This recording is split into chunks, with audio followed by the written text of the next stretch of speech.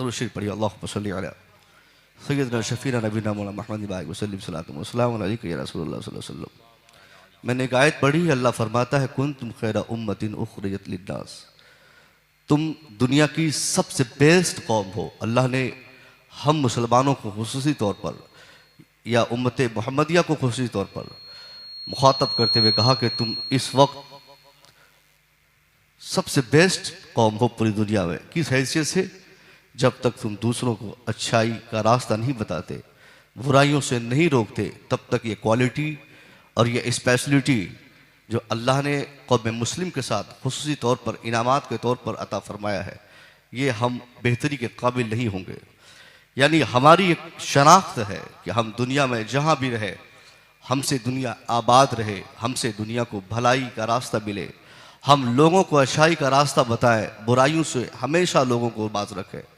ये सबसे बड़ी प्राथमिकता एक मुसलमान होने की हम में यह है होनी चाहिए कि हमारे आगे अगर कोई बुराई करे तो हम अपनी ज़बान से, पहले तो हाथ से, उसके बाद ज़बान से, फिर अल्लाह के रसूल ने तीसरा ऑप्शन देते हुए फरमाया कि अपने दिल से उसे हम बुरा जाने। ये तीन ऐसे ऑप्शंस इस्लाम के मानने वालों के लिए अल्लाह के रसूल ने अता फरमाए। अब बताइए इस्लाम कितना सुथरा और बेस्ट मजहब है, जिस मजहब की तहजीब में से है कि हम मुसलमान जहाँ रहेंगे वहाँ ना गंदगी होगी, वहाँ ना बुराई होगी, वहाँ ना खराबी होगी, वहाँ ना बदतमीजी होगी, वहाँ ना बेहयाई होगी, वहाँ ना झूठ कोई बोलेगा, वहाँ ना किसी पर कोई अत्याचार करेगा। ये मुसलमानों के खासा में से इनमें से कोई चीज़ है ही नहीं, मगर हमने अपनी पहचान आज की इस तारीख में धीरे धीरे तब्दील कर ली है। आज झूठ बोलना हमारी पहचान बन चुकी है। आज बेहयाई करना मुसलमानों की एक शान हो चुकी है। मुसलमान अपनी नाकामी की वजह तलाशते हुए खानकाहों में भटकता है, मदरसों में भटकता है, आलिमों से तावीज़ात लेता है, कहता है हजरत मेरी तबाही हो गई, मेरी बर्बादी हो गई, बेटा कमा रहा है, भाई कमा रहा है, मैं कमा रहा हूं, हम तरक्की नहीं कर रहे, हम परेशान हाल है, हमारे बच्चे क्यों मारे जाते, समाज क्यों जलाया जाता। अलबत्ता पूरी दुनिया की मैं बात करूं, इस वक्त पूरी दुनिया में कोई एक बालिश खाली जमीन मुसलमानों की ऐसी नहीं जहां मुसलमान अपने को आज की तारीख में 100% सुरक्षित महसूस करे। कहने को 57 ममालिक हमारे हैं, कहने को 150 करोड़ से ज्यादा तादाद पूरी दुनिया में हमारी है, मगर इसके बावजूद हर शाम टीवी स्क्रीन पर हमारे बच्चों के लहू बहने की खबरें आती है। हर सुबह अखबारात पढ़ते वक्त हम रोने लगते हैं कि हमारा घर जलाया गया, हमारा माशरा जलाया गया, हमारी तहजीब मिटाने की कोशिश की गई, हमारे बच्चों को पीटा गया। आखिर ये सारी तबाहियों की वजह क्या हो सकती है? मुसलमान बौखलाहट में आकर किसी न जाने किन किन को इसके लिए जिम्मेवार ठहराया। मुसलमान कहता है इसका जिम्मेदार हमारा फलाना हाकिम है, इसका जिम्मेदार फलाना नेता है, इसका रिस्पॉन्सिबल फलाना नेता है। मगर कुरान अजीम ने 1400 साल पहले कयामत तक की मुसलमानों की तमाम तबाहियों की जिम्मेदारियों का एहसास दिलाते हुए मुसलमानों को कुरान अजीम ने कहा, ए मुसलमानों, ये जितनी तबाहियां तेरी हो रही है या होगी, ये सारी तबाहियों की वजह कोई और नहीं, वमा असाबकुम मिन मुसीबा फबिमा कसबत ऐदीकुम, what misfortunes befalls on you, it is because your hand has gathered it. यानी ये जितनी तबाहियां बर्बादियां मुसलमानों के समाज में हो रही है, इसका कोई नेता, कोई अभिनेता, कोई तीसरा फर्द रिस्पॉन्सिबल नहीं। कुरान कहता है इसका जामीन अगर कोई है तो सिर्फ मुसलमान है। मुसलमानों ने मुस्तफा की पहचान भुला दी, मुसलमानों ने मुस्तफा के पैगामात को घरों से निकाला। हमने इस्लाम और मुसलमान होने का मतलब अपने आप को समझा नहीं, और नतीजे में धीरे धीरे आज हमारी तहजीब मिटाने की लोगों ने कोशिश की। आज हम खुद बर्बाद होने के दहाने पे खड़े हो गए। इसलिए आज जो हम तबाह है, हमको अपनी तबाही की सबसे बड़ी वजह मालूम होनी चाहिए, वो ये कि हमने अपनी अलामत खोई है। क्या आज हमारी बच्चियों में वो अलामतें बची है? क्या दुनिया कह सकती है कि मुसलमानों की बेटी है? क्या हमारे बच्चों में वो तहजीब, वो सकाफत, वो स्टाइलिश बचे हैं जिसे देखने के बाद हम कह सकते हैं कि मुसलमान का बच्चा है? नहीं साहब, सुबह से शाम तक 1000 मुसलमान बच्चों से आप मुलाकात करें, उनमें से अगर 2-4 को छोड़ दिया जाए तो 99% ऐसे बच्चे आपको मुसलमानों के मिलेंगे जिनके पोशाक से लेकर, जिनकी जबान से लेकर, जिनके किरदार से लेकर, उनकी सारी चीजें चलत फिरत हर एक चीज में आप पाएंगे कि ये इस्लाम से हट चुका है, ये बोलता है इस्लाम के खिलाफ, ये चलता है इस्लाम के खिलाफ, ये सोचता है इस्लाम के खिलाफ, ये दौड़ता है इस्लाम के खिलाफ, ये खाता है इस्लाम के खिलाफ, हमारी शादी इस्लाम के खिलाफ, हमारी बच्चों की जिंदगी इस्लाम के खिलाफ, हमारी जिंदगी इस्लाम के खिलाफ। जब सर से पांव तक जो मुसलमान इस्लाम के कवानीन के खिलाफ अमल पैरा होगा, वो मुसलमान अगर बरकतों की दुआ करेगा तो अल्लाह ऐसे मुसलमान की दुआओं को उसके चेहरे पे मार देगा। दुआओं से नहीं कुछ होता है, किरदार से होता है। बड़ी हम दौड़ भाग हम करते हैं और तावीज़ात लेते हैं। हुजूर पीर साहब क़िबला तशरीफ फरमाए, इनसे पूछिएगा आप, तावीज़ से इंसान को बहुत ज्यादा फर्क नहीं पड़ता। अगर आदमी 100% अपनी तब्दीली चाहता है तो इंसान की तब्दीली का सारा राज़ो रुमूज उनके किरदार पर मुनहसर है। एक आदमी किसी मौलवी, हाफिज, कारी, पीर की बारगाह में जाकर तावीज़ ले न ले, वो बाकायदा मुसलमान बन जाए, सर से पांव तक उनको देखने वाला देखकर कह सके कि वाकई ये मुसलमान है। खुदा की कसम, जो इंसान ऐसा रहेगा, वो इंसान कोई किसी खान का या किसी मौलवी के पास जाकर तावीज़ ले न ले, अल्लाह की तरफ से 100% रहमतों बरकतों की बारिशें उनके घरों में होंगी। उनको दौड़ने और भागने की जरूरत नहीं पड़ेगी। मगर यह बेचैनी बता रही है, हमने इस्लाम का उल्लंघन किया है, हमने कुरान के कवानीन को तोड़ा है, हमने मुस्तफा के फरमान को घरों से निकाला है, हमने मुस्तफा के ज़ाब्ते पर न तो अपनी बेटी को चलाने की तरबियत दी, न तो अपने बेटे को हमने सबक सिखाया। पैसों की फरावानी, अय्याशी में हम उतर गए। ये पैसे और अय्याशी ने हमारी दुनिया और आखिरत की राहों को तब्दील कर दिया। नतीजे में हम आजाद हुए, हमारे बच्चे आजाद हुए, हमारी बेटी आजाद हुई। इस आजादाना माहौल में कोई किसी को समझाने वाला नहीं। अगर कोई मौलाना, कोई हजरत खिताब करते हुए हमारी बच्चों की तहजीब, हमारी सकाफत की बात अगर करे तो 2 दिनों में हम उनको अपनी मस्जिदों से निकाल देंगे। हमारी स्टेज पर अगर कोई खतीब आकर हमारी बच्चों के हया और पर्दे और उनके निकाब और हिजाब पर खिताब करे तो यह हमें बर्दाश्त नहीं। अगर कोई खतीब हमारे स्टेज से खिताब करते हुए हमारे समाज की इस्लाह के लिए अगर सर से पांव तक हमें नंगा करना चाहे तो हम उस खतीब को नंगा करके अपने स्टेज से बाहर कर देंगे। हमें पसंद नहीं कि कोई हमारी तनकीद करे, हमें पसंद नहीं कि कोई हमारी क्रिटिसाइज करे। हाँ साहब, अगर गलती आपने की है तो आपको सुनने की ताकत रखनी पड़ेगी। अगर आपने ऐसा किया है, क्या होता है आपकी शादी में? शादियां आपकी बेटी की, नाचने वाली बाहर की शादी होती है, मुसलमान बेटी की, नाचा जाता है, डांस किया जाता है, डीजे बजाए जाते हैं। ये कौन सी सकाफत है? ये कौन सी तहजीब है? शर्म नहीं आपको कि एक नाचने वाली, वो भी बेटी, वो भी किसी की बेटी, एक वो बेटी जो तेरी आपकी बेटी जो डोली पे बैठेगी, वो कैसा बदतमीज और बेहया बाप है जो अपनी बेटी के लिए डोलियां सजा रहा है, दूसरे की बेटियों को डीजे पे डांस करवा रहा है। अगर ऐसी सकाफत आपके माशरे में है तो अल्लाह की तरफ से बरकतों की उम्मीद आपको छोड़ देनी चाहिए। बरकत पे हयाई में नहीं होती। मुस्तफा करीम ने कभी कहा था, जिस माशरे की बच्चियों के सर से एक बाल का टुकड़ा अगर किसी दूसरे की निगाहों के लिए जीनत का सामान बन जाए, अल्लाह उस माशरे से बरकतों के सारे रास्ते को उस माशरे के लिए बंद फरमा देता है। वहां बरकत नहीं होती जहां पे हयाई होती, वहां बरकत नहीं आती जहां बदतमीजी होती। हमारी बच्चियों के कपड़े कौन खरीदते हैं? हमारी बच्चियों को रास्ते कौन बताते हैं?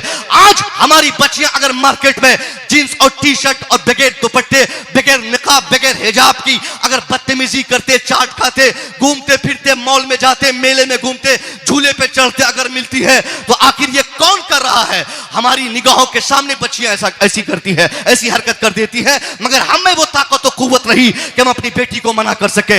अरे हम कैसे मना कर सकेंगे जबकि हमने अपनी बेटी के सारे लिबास का सिलेक्शन खुद किया है। एक मां अपनी मर्जी से बेटी के कपड़े का इंतखाब करती है। मां की मौजूदगी में बेटी कपड़ा पहनेगी, बाप की मौजूदगी में बेटी कपड़ा पहनेगी, भाई की मौजूदगी में बेटियां बदतमीजी करेंगी, बहनें बदतमीजी करेंगी। मैं पूछना चाहता हूं, यही एक तरबियत की कमी है। हम आजाद हुए, हमने अपनी बच्चों को आजादी का माहौल दे दिया, नतीजे में जैसी फिक्र हमारी थी वैसा ही दर्स और वही सबक हमारी बच्चियों को मिला और हमारी बच्चियां सबक पाकर आगे बढ़ती चली गई। और ये फिक्र उनके दिमाग में आ गई कि इस्लाम कुछ नहीं, कुरान कुछ नहीं, कानूनी इस्लाम कुछ नहीं, हम आजाद है, हमारा ख्याल आजाद है, हम जहां चाहे जाए, हम जो चाहे करें, हम जो चाहे बोले, हम जो चाहे पहने। नतीजे में आज क्या निकला?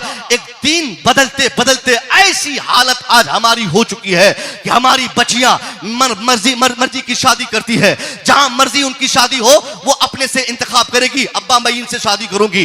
अगर बाप नहीं कराया तो बेटी खुद भागेगी।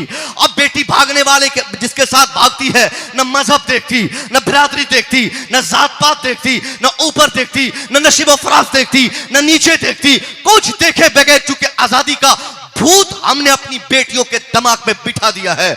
जिससे चाहे बात करे, जिसको चाहे फ्रेंडशिप में जोड़े, जिसे चाहे व्हाट्सएप करे, जिससे चाहे चैटिंग करे, कोई मना करने वाला नहीं। हमें तो साहब यहां तक की खबर सुनने को मिली है कि मां की मौजूदगी में 12 बजे रात तक एक बेटी बिंदास होकर एक बेड पर मां सोई है, उसी बेड पर जवान बेटी सोई है।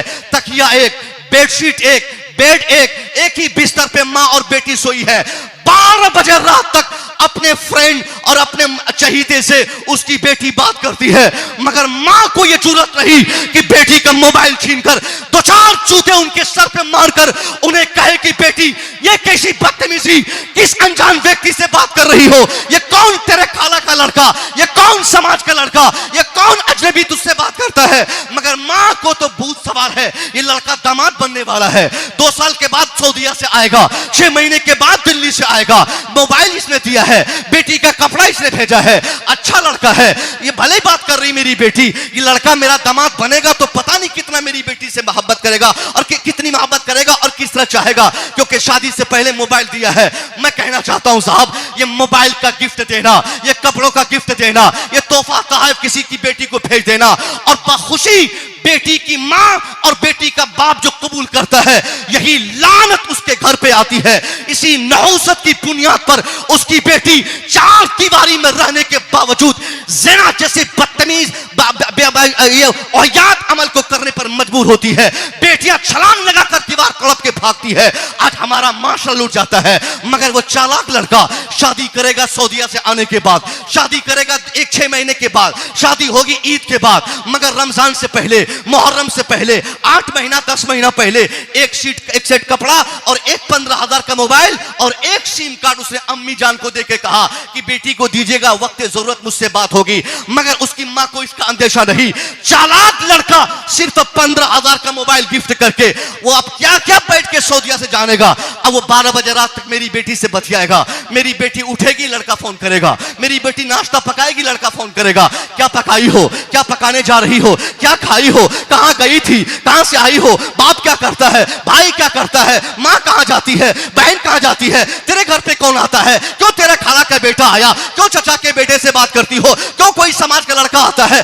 50 तरह के सवालात 24 घंटे में वो बैठकर सऊदीया में, दोहा, कतर, ओमान में वो लड़का वहीं से हमारे घर की तमाम खबर मालूम कर लेता है। अब ईद के मौके से जो शादी की तारीख बनी थी, ईद आने से पहले पहले लड़का व्हाट्सएप पर किसी को मैसेज करके मुतनब्बा करते हुए कहता है, बोल देना उस लड़की के बाप को कि उस बदतमीज घर में मेरी शादी नहीं होगी। उसकी बेटी बदतमीज, उसकी बेटी बदतमीज, घर के हालात सही नहीं, बाप अच्छा नहीं, बेटी अच्छी नहीं, भाई अच्छा नहीं।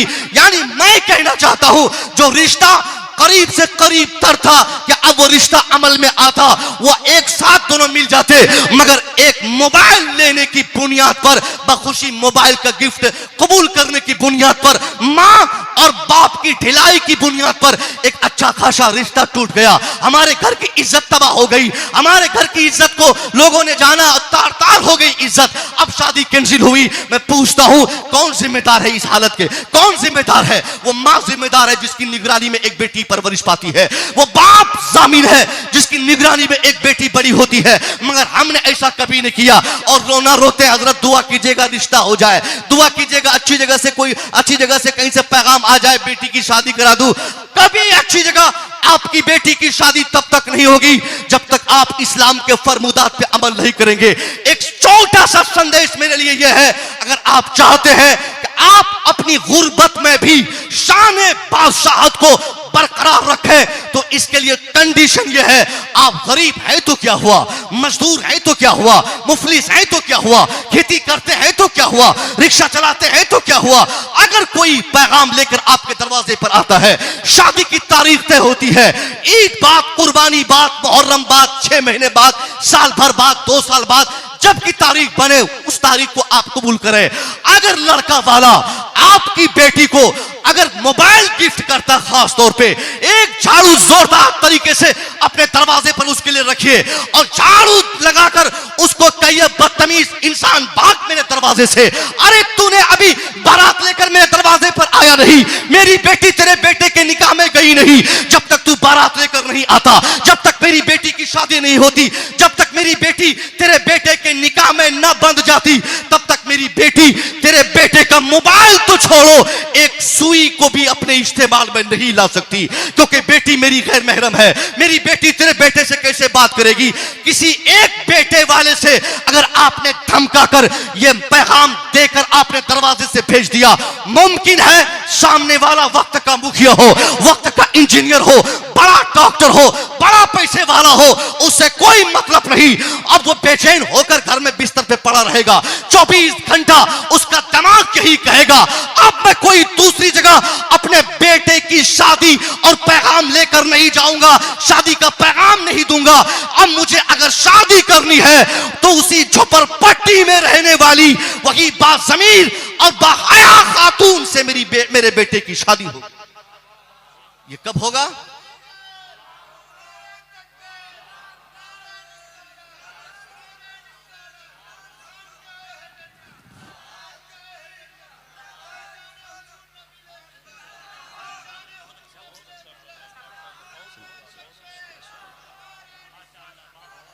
मगर हमने कभी इसको सोचा तक नहीं कि जिन बच्चों को आज हमने ढील दिया है, जिन बच्चों को आज हमने आज़ादी दी है, ट्यूशन के नाम पे, ट्यूटर के नाम पे, कॉलेज के नाम पे, तालीम के नाम पे, हमारे ग़ैबाने में ये ताज्जुब की बात है साहब, ये कैसे हमारी अक्ल फैसला कर गई कि बेटी अभी मैट्रिकुलेशन एग्जाम पास आउट नहीं की है, उसके हाथ में 25,000 का एंड्रॉयड मोबाइल हम थमाते हैं। बस यही एक फ़ायदा हमें दिखता है कि बेटी ऑनलाइन एजुकेशन लेगी, शिक्षा लेगी, ट्यूशन पढ़ेगी, मगर हमें नहीं मालूम कि जिस तालीम के फ़रोग़ के लिए हमारी बेटी ने मोबाइल डिमांड की और मैंने उसे गिफ्ट किया, उसी मोबाइल के जरिए 50-50 फ्रेंड्स हमारी बेटी के अकाउंट में ऐड होते रहेंगे। रात की तिहाई में उठ कर मेरी बेटी बातें करेगी। एक होशमंद बाप के लिए उनके घर को बनाने का ये सबसे बेस्ट फार्मूला है कि अपनी बेटी चाहे जितनी जिद्दी हो, चाहे जितनी प्यारी हो, अपनी बेटी को 2 तमाशा अभी मारेंगे, ये बहुत ज्यादा नुकसान नहीं होगा। मोबाइल 25,000 का ईंट और पत्थर में दबाकर थकोच कर उसे तबाह कर देंगे, ये बहुत बड़ा नुकसान नहीं होगा। उस नुकसान के मुकाबले में जब हमारी बेटी हमारे घर की इज्जत को तार तार कर देगी। खबरदार, अब अपनी बच्चों को मोबाइल की तहजीब से दूर रखें। जब तक शादी न हो जाए, बच्चों के लिए मोबाइल का इस्तेमाल आप हराम, शराब से ज्यादा हराम समझें। बेटों के लिए जिस तरह शराब मुज़िर है, आज की तारीख में हमारी बच्चों के लिए उससे कहीं ज्यादा खतरनाक आज की तारीख में मोबाइल का इस्तेमाल है। मोबाइल गेम खेलने के बहाने, यूट्यूब पर किसी मौलवी की तकरीर या किसी शायर की नात सुनने के बहाने, यही जब भी मौका मिले वो जरूर, चूंकि मोबाइल के साथ कई हजार शैतान भी सवार रहते हैं। अब उंगली में सारी ताकत है साहब, फेसबुक उसी मोबाइल में है, व्हाट्सएप अकाउंट उसी मोबाइल में है, ट्विटर उसी अकाउंट में है। आप कितना रोकेंगे कि बेड पर कंबल के नीचे, बेड पर लेटी हुई कंबल के नीचे अंदर में हमारी बेटी मोबाइल में वो यूट्यूब देख रही, चूंकि आजकल ऑटो मोड में गाने चलते हैं, ईयरफोन, ब्लूटूथ, 50 तरह के ऐसे इंस्ट्रूमेंट आ चुके हैं जिससे आपको इसका इल्म तक नहीं होगा कि सामने वाला, मेरे सामने बैठा हुआ इंसान क्या कर सकता है। इस तहजीब से अपनी बच्चियों को आप वादा कीजिए कि आज से हम अपनी बच्चियों को आजादी दिलाएंगे, वरना ये इज्जत बचने वाली नहीं। हमारी बच्चों को उनकी इज्जतों को तार तार करने के लिए समाज में 1-2 नहीं 50 तरीके से लोगों ने रास्ते खोल रखे हैं। हमारी पुरानी तहजीब को मिटाने के लिए, पुरानी फार्मूले से हमारी बच्ची और बच्चियों को दूर करने के लिए 50 तरह से लोगों ने रास्ते तय किए हैं। और हमारा समाज बर्बाद करने के लिए, हमारा मन कुरान से हट जाए, हमारी तहजीब को मिटाने के लिए, कुरानी फार्मूले को घरों से निकालने के लिए ये मोबाइल का कल्चर हमारे घरों में दिया गया है। अल्लाह के वास्ते इससे अपने बच्चों को दूर रखिए। और मैं अपनी बेटियों से कहना चाहूंगा कि अगर आपके समाज का कोई नादान, कोई वैसी लड़का अगर ये कह दे कि मैं तुमसे मोहब्बत करता हूं, क्योंकि ये जुमला बहुत ज्यादा राइज है साहब, मैं बहुत मोहब्बत करता हूं, मैं तुम्हें जान दे दूंगा तेरे लिए, ये जान दे दूंगा वाला, मैं भी एक जलसे में बोला था, लोगों ने कहा हजरत वाकई में ऐसा होता है, मुझे जरूरत महसूस हुई, अब बात अचानक याद आ गई। यानी साहब कि जान दे दूंगा, लड़का बोलता है ना कि जान दे दूंगा, और यही छोटा सा जुमला, चूंकि बच्चियां हमारी नाजुक होती है, हमारी बेटियों का दिमाग खाली होता है, उनका जिस तरह जिस्म है उनका साफ सुथरा होता है, उनका ज़हन भी साफ सुथरा होता है अल्हम्दुलिल्लाह, मगर उसी साफ सुथरे ज़हन पर वो कीचड़ उछालने के लिए चंद शरीर लड़के मिस कॉल, मैसेज और चौराहे पर, ट्यूशन में, कहीं भी स्कूल में, कॉलेज में थोड़ी सी गुफ्तगू करने की गुंजाइश मिले फौरन कहता है अरे बहुत प्यार है, जान दे दूंगा। ये सब फर्जी जुमले हैं, कोई जानवान हमारी बच्चों के लिए नहीं देता और कोई जान देने वाला नहीं, उनको तो जिस्म चाहिए, वो जिस्म का भिखारी है, वो जिस्म का भूखा है, उस भूख और प्यास की तड़प को, नफ्सियाती ख्वाहिशात की तकमील के लिए वो ये सब जुमलों की खूबसूरती के साथ अपने आप को हमारी बच्चों के सामने पेश करता है। अगर वाकई हम अपनी बहनों से कहना चाहेंगे कि अगर वाकई सामने वाला आपके लिए जान देने को तैयार है जैसा कि आपका मानना है, तो उसे आजमाने के लिए एक छोटा सा फार्मूला आप उनसे कहिए। आप कहिए कि बाबू जैसा तूने कहा था कि चंद दिन पहले कि तू मेरे लिए जान देगा, अब मुझे तेरी जान नहीं चाहिए, मैं मुजफ्फरपुर डॉक्टर के यहां से हो आई हूं, मेरी दोनों किडनी डॉक्टरों ने फेल बताया है, अब मेरे जीने की कोई उम्मीद नहीं, डॉक्टरों का मानना है अगर मैं जिंदा रहूंगी तो इस जिंदगी के लिए सिर्फ एक रास्ता है, कहीं से कोई एक किडनी गिफ्ट कर दे, मेरा बाप बुजुर्ग है, भाई घर पे है नहीं, सऊदी और दुबई कतर में है, अब मुझे जिंदा अगर तुम देखना चाहते हो, तुम्हारे हिसाब से तूने कहा था कि तुम मेरे लिए जान दोगे, तो मुझे तेरी जान नहीं चाहिए, तुम अपनी दोनों किडनियों में से कोई एक किडनी मुझे गिफ्ट कर दो, ताकि एक किडनी के सहारे तुम भी जिंदा रह सको और उसी एक किडनी के सहारे हम भी जिंदा रह सके, दोनों की मोहब्बत कामयाब होगी। अल्लाह की कसम खाके सरकार की मौजूदगी में मैं ये कह सकता हूं कि वो लड़का उस लड़की का मोबाइल नंबर ब्लॉक मारेगा, मुमकिन हो तो उसकी गली से गुजरना पसंद नहीं करेगा, उसके गांव का नाम तक नहीं लेगा। अब वो समझ लेगा, डिसाइड करेगा ये लड़की तो किडनी लेके छोड़ेगी, बार बार मैसेज में किडनी मांग रही है, बार बार मिस कॉल पे किडनी डिमांड कर रही है, बार बार खत लिखकर किडनी मांग रही है, अब लड़का कभी से गुजरेगा नहीं, सारी मोहब्बत, सारे प्यार के भूत उससे, उसके चेहरे दिमाग से उतर जाएंगे, फिर कभी उस गली से नहीं गुजरेगा। और वाकई इस किडनी की खराबी की जगह पर हमारी बच्ची की किडनी 100% अगर खराब हो भी जाए, बाप का बाजू इतना, बाप की कमर इतनी मजबूत ना रहे, बाप के पास पैसे ना हो, दोनों किडनी फेल हो जाए, फिर भी हमारी बच्ची को एक बूढ़ा बाप गुर्बत और मुफलिसी की हालत में भी उस बच्ची को उसका बाप कभी मरने नहीं देगा। दर दर की ठोकरें खाकर, कभी मौलवी साहब से, कभी पीर साहब से, कभी मुखिया जी से, कभी विधायक जी से, कभी सरपंच साहब से 2-4-500 की भीख मांग मांग कर एक गरीब बाप अपनी बेटी के लिए किडनी और उसका इलाज का इंतजाम करेगा, मगर ऐसे ही अपनी बेटी को मरने नहीं देगा। अब बताओ मेरी बच्चियों, तुझसे प्यार करने वाला, तुझसे मोहब्बत करने वाला इस धरती पर तेरे बाप से कोई दूसरा ज्यादा हो सकता है क्या? कोई नहीं।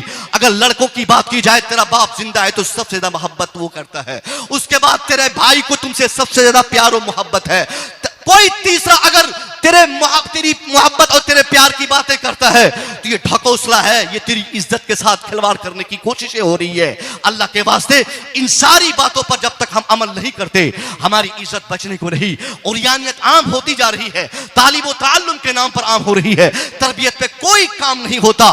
तालीम पर कितनी तवज्जो दी जाती है, जहां जिस स्कूल की फीस पहले 25,000 रुपया थी, आज की तारीख में उस स्कूल की फीस 1 लाख रुपया है, और एक गार्जियन को 1 लाख रुपया देना कोई बहुत बड़ी मुश्किल की बात नहीं है। एक झटके में किसी इंग्लिश मीडियम स्कूल में अगर अपनी बेटी या बेटे को डालना रहे, अचानक एक बात पर 1 लाख रुपया चेक काट कर एक गार्जियन दे देता है। मजदूर क्लास के आदमी को भी मैंने देखा है 12,000 रुपया महीना देकर स्कूल में अपने बेटे को पढ़ाता है। अच्छी बात है, बच्चों की तालीमात के लिए घर बेचना पड़े, मकान बेचना पड़े, जमीन जायदाद बेचनी पड़े, फिर भी कम है। मगर मैं आपसे पूछना चाहता हूं, किसने आपसे कह दिया कि आपकी बच्चों की तालीम या आपके बच्चों की शिक्षा और उसकी तालीम और एजुकेशन ही सारी समस्या को समाधान है? अगर एजुकेशन से सारे प्रॉब्लम सॉल्यूशन होते, अगर तालीम से सारे मसाइल हल हो जाते, तो ये उरियानियत क्यों होती, ये तबाही क्यों होती? वजह यह है कि तालीम इससे सिर्फ हमारी परेशानी दूर नहीं होगी, हमारी परेशानियों की दूरी के लिए तालीम के साथ साथ दूसरा काम हमें तरबियत पे भी करना है। तरबियत पर किसी का फोकस नहीं, किसी की तवज्जो नहीं। पैसा खर्च करने में सब आमादा है, पैसा खर्च करने के लिए सब आमादा है, सब आगे आता है। हजरत ये लीजिए पैसा, ये तनख्वाह। मैं कहना चाहूंगा साहब, आप पैसा खर्च करें ना करें, अगर अपने बच्चों का बेहतर मुस्तकबिल आप चाहते हैं तो अपने बच्चों को बहुत ज्यादा ना पढ़ाकर बहुत ज्यादा बहुत अच्छी तरबियत देने की आपको जरूरत है।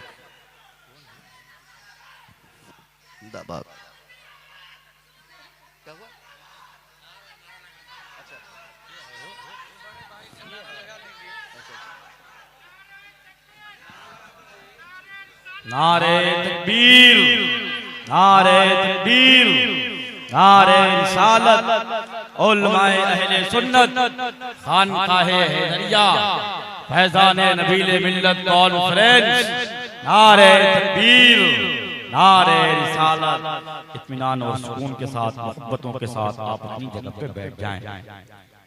देखिए, जिस खतीब की बात मैंने की थी और मैंने कहा था कि जो ख़ुद मेरे फेवरेट खतीब हैं अल्हम्दुलिल्लाह, और ऐसे ज़माने से हज़रत खिताब फरमा रहे हैं जब मैं ज़ेर तालीम था और अशरफिया हज़रत का जाना होता था तो बड़ी इज़्ज़तें मैं अपने एतबार से किया करता था, इस हैसियत से कि ये ख़तीब हैं, अच्छे ख़तीब हैं।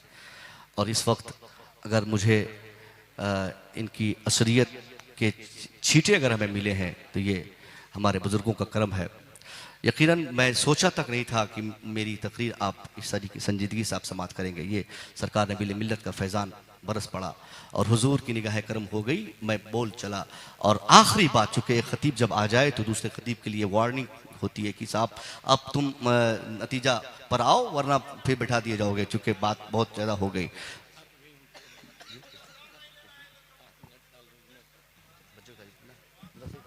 बोलेंगे ठीक, माशाल्लाह। तालीम और तरबियत की मैंने बात की थी कि अपने बच्चों की तरबियत पर एक ख़ास तवज्जो की ज़रूरत है। बगैर तरबियत के आप और आपके बच्चे कभी 100% कामयाब नहीं हो सकते। बहुत ज़्यादा पढ़ाने की हाजत इस ज़माने में नहीं है, लेकिन बहुत ज़्यादा तरबियत की ज़रूरत ज़रूर है। एक बाप इसके लिए बहुत बड़ा जिम्मेदार है कि उसका बेटा झूठ बोलने वाला ना हो। एक माँ सबसे बड़ी जिम्मेदार अपने घर की है कि उसकी बेटी कभी बेहया ना हो।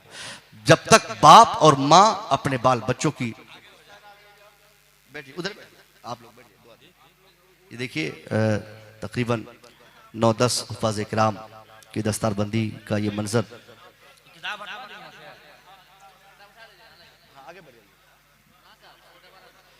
ये बहुत बड़ी बात है। यकीनन कमेटी के लोग और इस मदरसे से जुड़े हुए तमाम अफराद काबिल मुबारकबाद है। अगर ये बच्चे हाफिज़ कुरान हुए हैं तो इसके पीछे सिर्फ इनकी मेहनत नहीं है, बल्कि इनको हाफिज़ कुरान बनाने में कमेटी के एक एक फ़र्द और गांव समाज इलाके के एक एक मुस्लिम भाई का सपोर्ट इसके साथ है। यकीनन इसका बेस्ट बेनिफिट अल्लाह मैदान महशर में आपको देगा। ये हुफ़ाज़ कराम जिन्होंने 30 पारे कुरान अपने सीनों में महफूज किए हैं, और ये कुरान पाक की हिफ्ज़ करने की बरकत होगी कि जहाँ जहाँ अल्लाह इन्हें महल्लात अता फरमाएगा, जो गिफ्ट अल्लाह मरने के बाद इन्हें अता फरमाएगा। यकीनन ये हुफ़ाज़ कराम कल मैदान महशर में अपने रब के सामने कहेंगे कि अल्लाह, मैं जो तेरे कुरान को अपने सीरों में महफूज किया, जिसके नतीजे में तुम मुझे ये महल्ला दे रहे हो, ये मकान दे रहे हो, अल्लाह तुम मुझे मेरे लिए ये इनामात तूने बख्शी है, तो इन इनामात में सिर्फ मेरा हिस्सा नहीं बल्कि मैंने जिस मदरसे का खाया, जिस मदरसे में मेरी तालीम हुई, जिस मदरसे के लोगों ने मेरी तालीम और तरबियत पर तवज्जो दी, उन सारे लोग इसके लिए बराबर के हिस्सेदार हैं। सबको मेरे साथ रखा जाए। यकीनन 9-10 बच्चों को साल भर में 10 बच्चे की बात तो छोड़िए साहब, एक आदमी भी पूरी दुनिया में सिर्फ मदरसा एक ऐसी दरसगाह है जहाँ के असातिज़ा और जहाँ के मैनेजमेंट का ये मानना रहता है कि हमारे यहाँ से 100% कामयाब होकर ही बच्चों को भेजा जाता है। वरना कॉलेज यूनिवर्सिटी में आप अक्सर देखा करते हैं 1 लाख बच्चे एग्जाम में फॉर्म भरते हैं तो उसमें से 1000 बच्चे पास हो पाते हैं। 6 लाख 7 लाख जिस कंपटीशन में लोग बैठते हैं 2000 पास करते हैं। तो इसका मतलब यह है कि 2000 कामयाब हुए। मगर मदरसा ही वाहिद वो दरसगाह है जहां अगर 100 बच्चे कायदे से तालीम पाते हैं तो वो 100 के लिए असातिज़ा ये कह सकते हैं कि ये 100 के 100 बच्चे यहां से कामयाब होकर जाएंगे। इसमें से कोई एक नाकाम नहीं होगा। ये कामयाबी की सर्टिफिकेट और सनद सिर्फ मदरसे में दी जाती है, जहां पढ़ने वाला बच्चा कभी नाकाम नहीं होता। ये सच है। आज आप में से अक्सर सोचते होंगे कि हाफिज कुरान बनाने के बाद हमारा बेटा कौन सी कामयाबी की दहलीज पर कदम रखेगा। 6,000 महीना कमाएगा, रमजान शरीफ में 20,000 रुपया एक मरतबा तरावी के नाम पर एक मुश्त मिलेगा। इससे ज्यादा कोई दूसरी कामयाबी तो हमें नजर नहीं आती। मैं कहना चाहूंगा साहब कि वो आदमी सोचे जो अपने बेटे को एमए पढ़ाया, बीएड कराया, नाकाम हुआ, लास्ट में बेटा चना बेच रहा है मुंबई में, चना दिल्ली में ईंट ढो रहा है, कोई मूंगफली बेच रहा है, कोई सऊदीया जाके बेचारा भेड़ चढ़ा रहा है। लेकिन वो जाहिल नहीं है, पढ़ा लिखा है, उसके पास एमए की सर्टिफिकेट है, उसके पास डिग्रियां हैं। मगर उसने और उनके घर वालों ने कभी सोचा था, तौहीन की थी आलिमों की, बेइज्जती की थी हाफिज कुरान की, मदरसे में पढ़ने वालों के ताल्लुक से एक कॉन्सेप्ट दिया था कि मदरसे में पढ़ाऊंगा तो बेटा नाकाम हो जाएगा, उनको कमाने की ताकत नहीं रहेगी, उस बच्चे से कोई शादी करने को तैयार नहीं होगा, वो घर नहीं चला पाएगा। नतीजे में क्या हुआ कि हाफिज कुरान 5,000 रुपया पर मंथ कमाता है, मगर जिस मस्जिद और मदरसे से उनका ताल्लुक है, उसी मस्जिद और मदरसे से अल्लाह उनको उनकी इज्जत में दुबालगी फरमाता है। वो हमेशा क्रीज वाला कपड़ा पहनता है, अतर लगाता है, सूरमा लगाता है। 5,000 की पगार की कोई चिंता नहीं। अल्लाह कभी किसी हाफिज कुरान को ऐसा दिन और ऐसी रात नहीं देता कि वो टेंशलाइट होकर सोए। वो इस चिंता में हाफिज कुरान सोते हैं कि सुबह हमारी फजर की नमाज न छूट जाए, सुबह की कहीं अजान न छूट जाए। वो इस चिंता से अपना दिन गुजारते हैं, कहीं कमेटी में कोई फर्द हमसे नाराज न हो जाए, कहीं कोई मिसअंडरस्टैंडिंग न हो जाए। तो लाख बेटे को बीए आलिम फाजिल, वो जो डिग्री वाली आलिम फाजिल की डिग्रियां होती है, वो कराने से बेहतर है अपने बेटे को हाफिज कुरान बनाया जाए। कम से कम हमारा बेटा अपनी दुनिया और आखिरत को तबाह करने से अपने आप को बचा ले। कम से कम जायज नाजायज की का शौक और ज़ौक उनके दिल में 24 घंटा रहे कि ये जायज है, ये नाजायज है, यहां नहीं जाऊंगा, ये नहीं करूंगा। तो ये जिस दरसगाह में ये तरबियत दी जाती है, उसी दरसगाह का नाम मदरसा है, उसी दरसगाह का नाम ज़ियाउल उलूम है। ज़ियाउल उलूम में जो बच्चा कायदे से 2 साल तालीम पाएगा, मैं कह सकता हूं हमारा बेटा 5 साल इंजीनियरिंग करता है मगर बर्बाद हो जाता है, डॉक्टर बनता है बर्बाद हो जाता है, तबाह हो जाता है, चोरी की लत लग जाती है। आज मुजफ्फरपुर हो, पटना हो, दरभंगा हो और क्या कहते हैं साहब, गोरखपुर हो, कहीं के डॉक्टर को आप देखिए, उनमें चोरी की लत लग जाती है। पेशाब का पैसा, पखाना का पैसा, खून का पैसा, वो जांच का पैसा, 50 तरह के पैसे वो लेते हैं। हालांकि गरीब नहीं है, उनका मकान एक हाफिज कुरान के मकान से बड़ा है, उसका बाप अमीर है, उसके पास फॉर्चुनेट कार है, उनके पास पैसों की फरावानी है, उसका अपना मेडिकल कॉलेज है, उसका एक अपना चैम्बर है जो एयर कंडीशन है, उसमें वो बैठता है। मगर 24 घंटा 50 रुपए की कमाई की चाहत को कंप्लीट करने के लिए वो 1,000 की जांच लिख देता है 50 रुपया कमाने के लिए। अगर किसी जांच से उसको 25 रुपया मिलना रहे तब भी वो जांच लिखवा देगा कि जाओ पहले खून जांच करा के आओ। उसको मालूम है कि एक मामूली सी दवाई देंगे तबीयत सही हो जाएगी, मगर उसको ये शौक चल चुका है कि अगर हम ऐसा ही करते रहेंगे तो और गाड़ियां कैसे आएंगी, और मोहल्लात कैसे बनेंगे, जमीन कैसे खरीदूंगा, कैसे करोड़पति कहलाऊंगा, अपने जिले का सबसे अमीर डॉक्टर कैसे बनूंगा। इसलिए गरीबों का खून चूसता है एमबीबीएस डॉक्टर। सब लोग ऐसे नहीं होते, मगर अक्सरियत की मैं बात कर रहा हूं। मैं पूछना चाहता हूं, एमबीबीएस की भारी भरकम डिग्री लेने वाला आज चोरी की लत लग जाती, झूठ बोलते थकता रही, डॉक्टर इंजीनियर बनने वाला झूठ बोलते थकता रही, मगर ये हाफिज कुरान, इनकी तनख्वाह ज्यादा नहीं है मगर कौम की खिदमत का जज्बा तो देखिए। ये न दिन देखते हैं न रात देखते हैं। रात के 12 बजे आप अपनी मस्जिद के इमाम मिसबाही साहब को फोन कीजिए कि हजरत मेरे बच्चे की तबीयत खराब है। मैं दावे से कह सकता हूं रात के 12 बजे ठीक उसी टाइम पे अपने बगल के किसी झोला छाप डॉक्टर को आप फोन लगाइए कि बेटा मेरा बेचैन है, जल्दी से आइए। दोनों एक ही टाइम पे फोन रिसीव करेंगे। एक आपको ये कहते हुए फोन काट देंगे कि अभी मुझे बहुत तेज नींद आ रही है, तुम मेरे घर पे आओ, एक दवाई टेबलेट देंगे, ले जाना खिलाना और सही होगा, फिर उसके बाद मैं सुबह देख लूंगा। मगर हाफिज कुरान को अगर आपने फोन किया, अपने इमाम को आपने फोन किया, रात के अंधेरे में भी फोन रिसीव करके, फोन रखकर, टोपी उठाकर, जूता हो न हो, चप्पल हो न हो, वो सेक्रेटरी साहब के घर की तरफ भागेगा, वो खजांची का घर देखेगा, वो गांव के उस साहब का घर तलाशेगा जिसका बेटा बेचैन है, जिसके घर से फोन आया है। नहीं दवाई है इनके पास तो क्या हुआ, अल्लाह ने जो कुरान पढ़ने की कुव्वत इन्हें दी है, जो हाफिज कुरान ये बने हैं, वही कुरान पाक की आयतें पढ़ के, पानी में दम करके हमारे बच्चे को शांत करने की अपनी पूरी कोशिश करेंगे। ये बहुत बड़ी कोशिश है और कोई मुआवजा नहीं, कोई पैसा नहीं, मुफ्त में एक टेबलेट कोई डॉक्टर नहीं देता, मगर मुफ्त में हमारी खिदमत के लिए ये 24 घंटे उलमा तैयार रहते हैं, 24 घंटे हमारे उलमा तैयार रहते हैं। मगर हमारे कुछ लोगों को हमारे उलमा की तरक्की ही पसंद नहीं है। अगर बिल इत्तफाक किसी आलिम को अल्लाह गाड़ी दे दे, मोबाइल दे दे, अभी एक साहब मुझसे कह रहे थे कि 70,000 का मोबाइल आप कैसे ले लिए, फिर थोड़ी देर बाद कह रहा क्यों ले लिए, हम कह रहे साहब मैं मौलाना हूं, मैं कौम का खादिम हूं, और जो खादिम होता है वही कौम का लीडर भी होता है, वही कौम का रहबर होता है।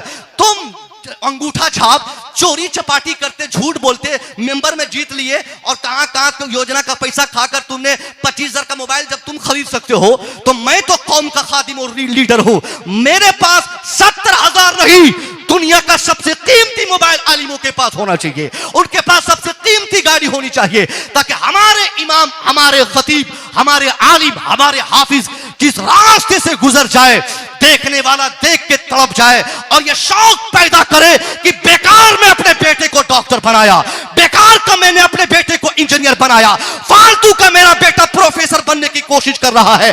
काश वक्त रहते मैं भी अपने बेटे को हाफिज कुरान या आलिम दीन बनाता, तो यही मुसव्विर की तरह मेरा बेटा भी 5 लाख का मोबाइल और 30 लाख की गाड़ी भी इस्तेमाल करता। ये आप करेंगे तब ना, एक आलिम की आप इज्जत करेंगे, उसको देखकर 50 लोगों को तरकीब मिलेगी, 50 लोग दौड़ेंगे, अपने बच्चों को मदरसे में भेजेंगे, मदरसे किससे जोड़ेंगे।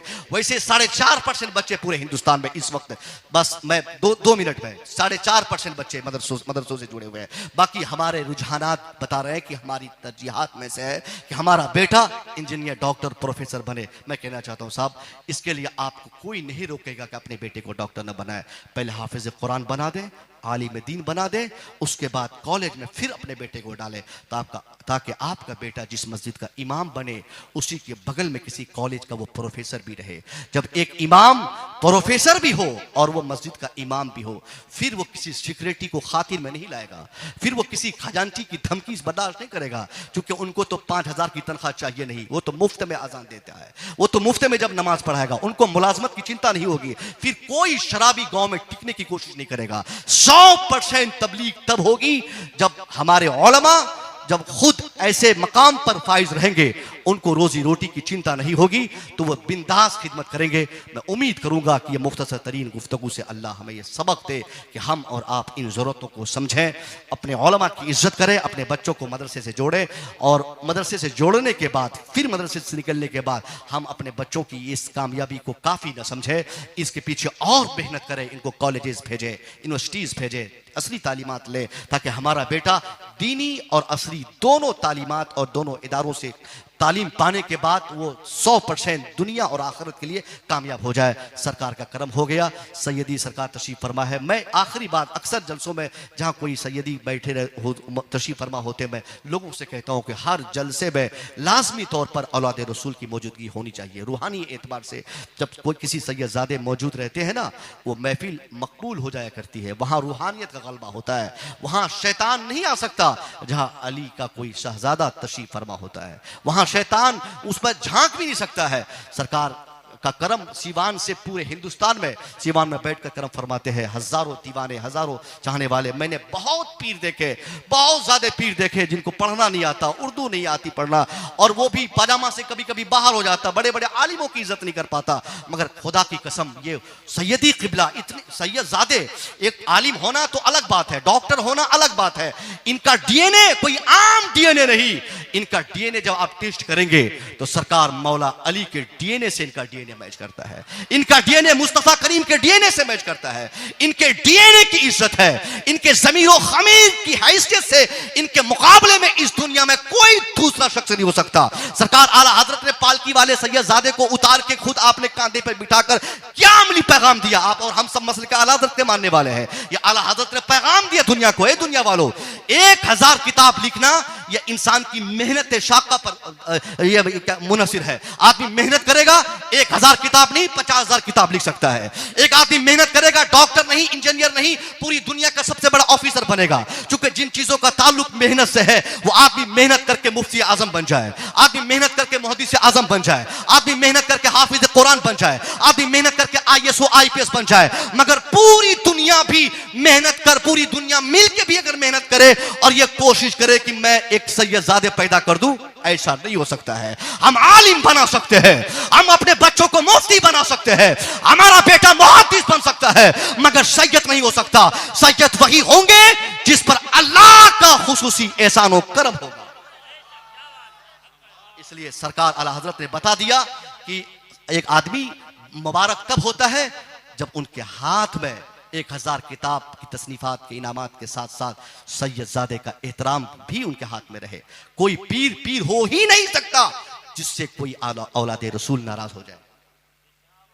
मैं दुआ करूंगा मौला तबारक व तआला हमको आपको कभी कभी ये सब रास्ते पर चलने की तौफीक न दे जहां से किसी औलादे रसूल को हमारी ज़ात से कभी नाराज़गी हो। हम कोशिश करें अपनी मेहनत से, मोहब्बत से हमेशा औलादे रसूल को खुश रखें और इनकी मुस्कुराहट में ही अल्लाह की मुकम्मल जन्नत रखी हुई है। अस्तगफिरुल्लाह रब्बी मिन कुल्लि ज़ंबि व अतूबु इलैह। अस्सलामु अलैकुम।